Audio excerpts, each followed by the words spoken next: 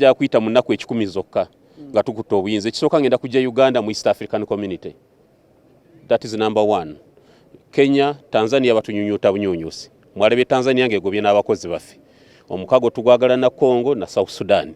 Bogama tukola akatala akawamu ne Kenya yo yeeyina byereeta wano gwe tolina byotwala waabwe oba olimba. Kenya bwebe ino omusana ngwayase ng'enjala egikubi yeetaaga kasooli wa Uganda. Bwebaza nega tumuganye wa Uganda alimu eddagala. Bwefuna amajinga gaffe gagaana wano baagalawo kimumanda ntwoche ebibira byaffe tubimalewo tubibawe. Kenya tubintu byabo tubijjeko omusolo.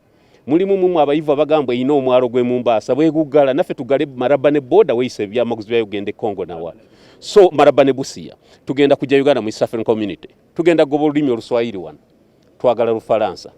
Olulimi oluswahili tulina bati amwanga gatwetolodde Congo, Central African Republic, Congo Brazzaville, North Africa abantu bakozesa Lufaransa, Burundi. Abaana bo okufuna emirimu wetaaga bamanyi oluzungu n'Olufaransa. That's number one. Two, kyekisembayo universal health care. Health for those without wealth.